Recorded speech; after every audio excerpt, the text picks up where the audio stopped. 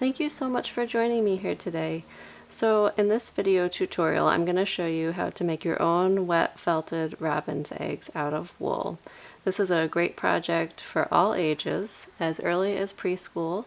Unlike my other felting tutorials, which involve the process of needle felting, again, this is a wet felting project, so there are no needles. All we're going to be using to create these felted eggs are wool, soap, water, and our hands. You can see I have my eggs here in a little nest. So my daughters and I went out into our backyard and collected some different materials. You can see some different twigs and moss and branches and little dried flowers in there. So that was a really great project in itself, and I fully encourage you to do that, especially if you have kids. You can also find pre-made little craft nests made out of natural materials. This one's made out of dried grass, I believe, at different craft stores. So this tutorial is only going to be for making the eggs, but I am going to give you some tips and tricks for the kind of materials to look for if you do want to go ahead and build your own little nest. So to prepare for this project, all you need is some wool fiber of your choosing. So I am using some wool batting. This is a color called sea green I offer in my shop, but you can use any wool that you have on hand. And any of the wool in my shop is suitable for this project also.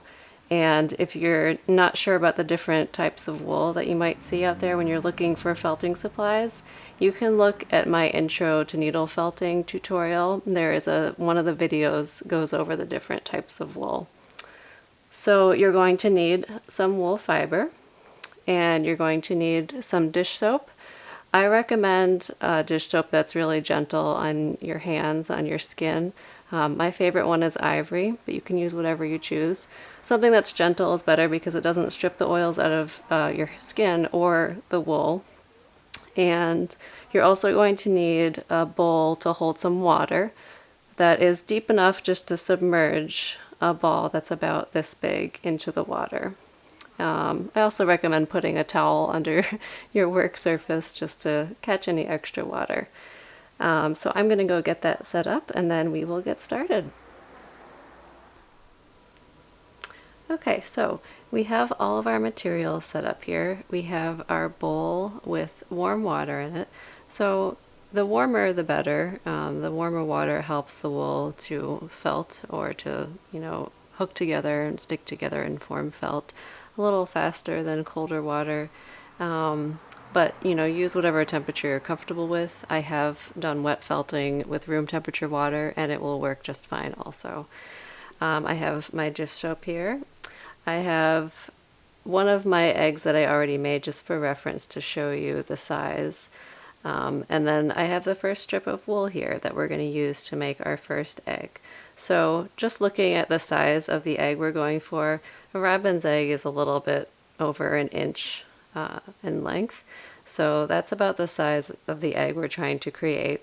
So the piece of wool that I'm using is, it's about the length of my hand, I don't know, probably like 5 inches, maybe an inch or so wide, and it's pretty thin. So you really don't need very much wool to make one egg. And to start, what we're going to do is we're going to hold it in our hand, and from the bottom, we're going to roll it up. You're going to roll it up pretty tight. And as you roll it up, you're kind of going to tuck in the edges of it with your hand that's holding the wool. So we want to get a pretty nice tight ball of wool. So the tighter that we make this ball right now, the less work we're going to have to do as we're felting it.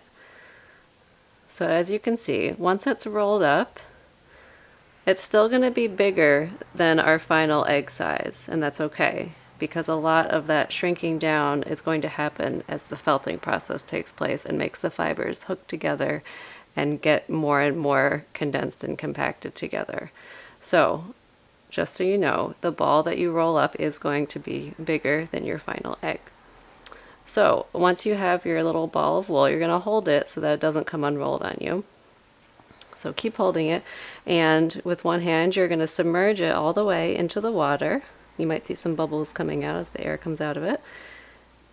So just for a few seconds so that it's soaked. Then you're going to take your dish soap and you're going to squirt a couple drops onto it. And what you're going to do now is first with the other hand just kind of pat the soap onto the surface of the wool, and then you're going to turn it over. If you have enough soap that you can feel it carrying over to the other side, you can just use that. Otherwise, you can put another drop or so on. So I'm just going to put one more drop of soap. So the important thing to remember, especially at the beginning of this process, is not to squeeze the wool and not to handle it too roughly. So we want to be really gentle. When I'm doing this with kids, I always tell them, pretend that you're holding a little baby animal. You want to be super gentle, not put much pressure on it at all. The main goal right now, as you can see, is just to rub the soap all over the outside surface so that it covers the surface and starts to get into all those fibers to help them hook together. So our goal is going to be to make the outside of this egg nice and smooth before we really put any pressure onto it at all. So what will happen is if we were to squeeze it too soon, you would end up getting cracks in your egg. And while that might or might not be realistic, eggs do get cracks after all. If we want the surface to be smooth, the key is going to be to felt it from the outside in. So we want to make sure that the outside is nice and smooth, and it's already starting to happen on my egg here. And it doesn't take very long, so the fibers really do want to hook together, and the soap kind of opens up all the fibers and allows them to slide together. The soap and the water together do that. So you're just going to keep turning it in your hand and just rubbing it all over the surface.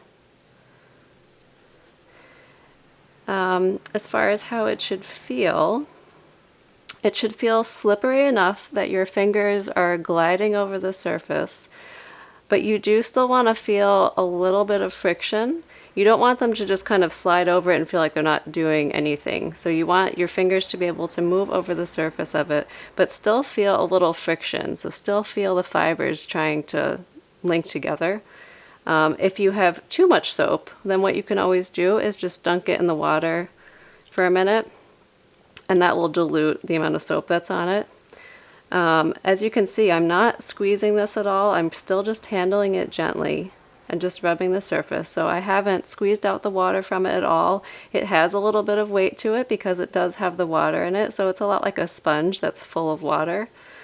So you want to kind of keep a lot of that water in there, and since I dunked mine, I'm going to add a little bit more soap. If you didn't dunk yours, you might not need more soap. But I could feel it when it doesn't have enough soap, it's going to feel kind of fuzzy, or you might even see that it's fuzzy on the surface. And when you rub it, it'll just keep getting fuzzier. When we rub it, we want it to be smooth because we are trying to make the surface smooth. So if you look at the finished one, the surface of it does get quite smooth. So looking at these for comparison, this one is still much bigger. It's also a lot squishier, so if I do squeeze it, you can see that it still has quite a bit of give to it. And that's okay. So once we get to this point where it is nice and smooth on the outside, then we can start to put a little bit of pressure on it. So I'm now going to start to roll it in my hands, almost as if I were making a ball. And if it does become more spherical, more like a ball in your hand, that's okay, don't worry about it. It's going to be easy to shape these in a few minutes, so that even if you have more of a ball shape than an egg shape to begin with, you'll still be able to manipulate the form of it while it's wet. So I'm rolling it in my hands. You can see I do have enough soap, but it's a good amount. I'm still feeling friction when I rub it on the surface of my little egg. And I'm putting a little bit of pressure, so I'm still not squeezing it at all. I'm not squeezing the water out of it, but I'm pressing a little bit, and I'm trying to press evenly from both sides. So if you just imagine your hands, both of them pressing inward into the center of this ball. So I'm not trying to flatten one side, I'm trying to keep it rounded by giving even pressure with both of my hands. So what this is doing is felting that next layer inside. So we felted the outside at the beginning when we smoothed it out. Now we are felting the next layer on the inside. And so every time that we felt a little bit more, it's going to get a little bit smaller. It's also going to feel a little bit harder, so it's going to be slightly less squishy than it was a minute ago. And we aren't trying to make it totally solid either. You know, obviously it's wool, it's never going to get as solid as a rock. You can get it solid, felted pretty solidly, but we actually want to leave these just a little bit squishy because we want to be able to pinch them into shape to make more of that egg shape towards the end here. So as you can see, this is getting pretty close now to that size. It's probably close enough that I could start to shape it. So if you do have cracks on yours, couple things you can do. You can leave them because, as we said, eggs do have cracks, so that's perfectly okay. Depending on how you choose to display your eggs, if you have a crack on one side, you can put that side down so you don't see it. It is possible to add more wool as you're felting it, but sometimes that's a little bit tricky, so I'm not going to do that here. I think it would probably be quicker just to start again with a new egg. Sometimes when you're in the earlier stages where it's still a lot looser than this, if you kind of pull up the edges around where there's a crack and then add a little bit more soap and water and just rub them, you can smooth them out that way. But I think we are at the place, I'm going to add just a little bit more soap because mine's getting a little bit fuzzier. We are at the place now where we can start to shape this into an egg. So to do that, what you're going to do is pick one end that's going to be the top end of the egg. So you can see that the shape here, it's tapered into kind of a blunt rounded point at one end, a little bit wider and ball round like at the other end. So what we're going to do is take one end, and with your fingers you're just going to sort of gently pinch it so that that end starts to taper. And so I'm pinching it and just kind of letting my hands move from the halfway point to that end.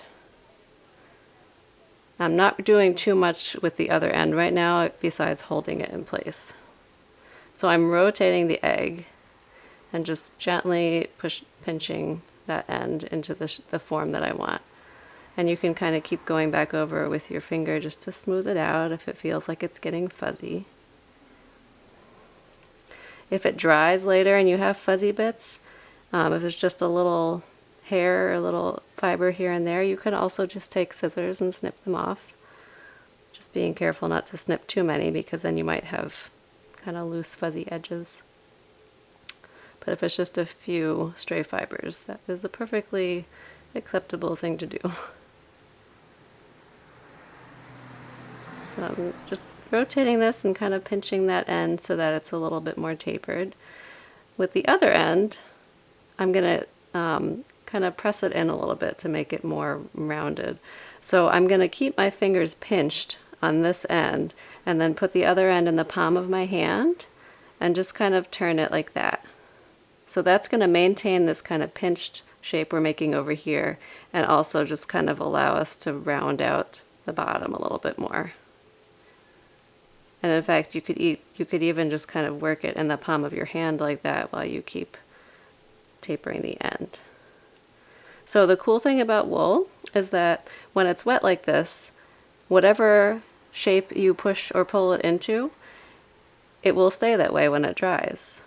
So it's very moldable and malleable and very forgiving too, because there's a lot of ways that you can change the shape when it's in this form.